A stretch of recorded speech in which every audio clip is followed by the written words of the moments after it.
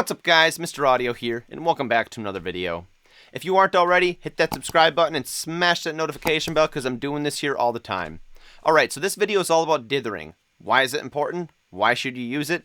And when should you use it?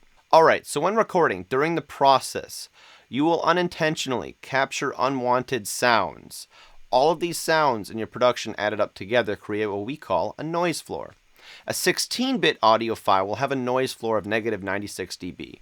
A 24-bit audio file will have a noise floor of negative 144 dB. This is a 48 decibel difference, so you can imagine that when converting down from a 24-bit file to a 16-bit file, that some unwanted noises may reach the audible level.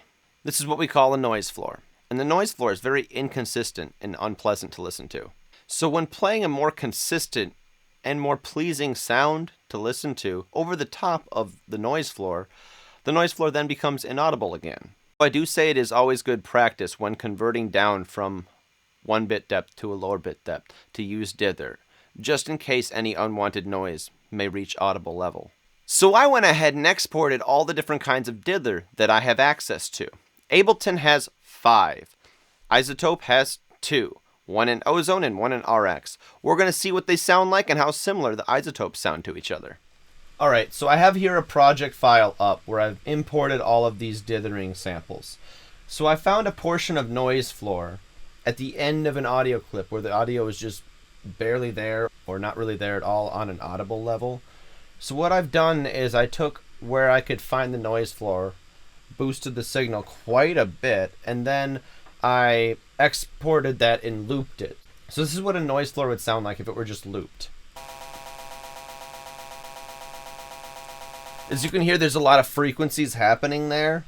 It covers a lot of range, and it doesn't sound pleasant, and it's inconsistent. But playing a noise, like the ones we're going to be listening to in a second, kind of tricks your brain and covers it up for some reason. So we're going to look at iZotope's RX 24-bit ultra noise shaped normal amount of dither with no auto blanking, so that you can hear the dither the entire time. Because what auto blanking does is it'll stop the dithering when there absolutely is no sound at all. So let's hear what iZotope's RX dither sounds like.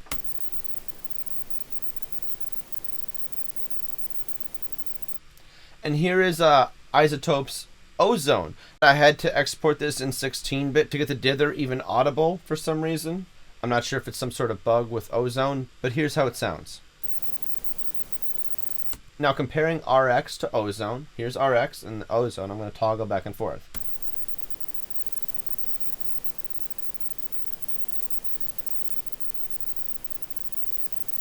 So very similar, very, very similar. Again, this is RX. And this is Ozone. RX, Ozone. RX, Ozone. Alright, you can hear there's a slight difference there, but the noise is very similar. I guess it's just the shaping that's a little different. Okay, so now we're going to go through all of the Ableton different types of dithering.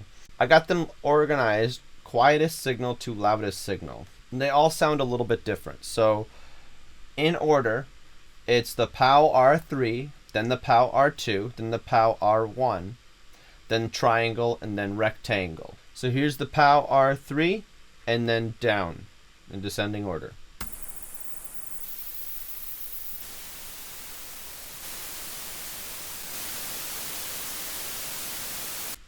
As you can see, they get a bit more intense as I go down. So I'd experiment around with different types of dither and see which ones fit best in your productions. Also, if you wanted to hear proof that I could not get this to play at an audible level, we will grab one of these utility plugins and we are just going to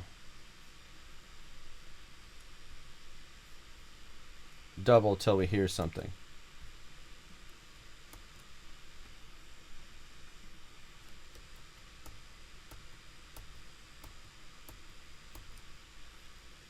As you can see, nothing's happening, and I think this is due to the fact that you do not need to dither when you're in 24-bit already.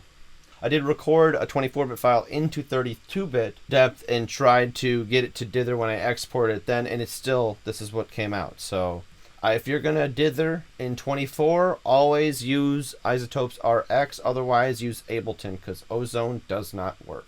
Well, that's it for this video, guys. I hope that gave you enough information that you understand dithering enough to use it in your productions accurately. And as always, thanks for watching, and I'll see you in the next one. Mr. Audio, out.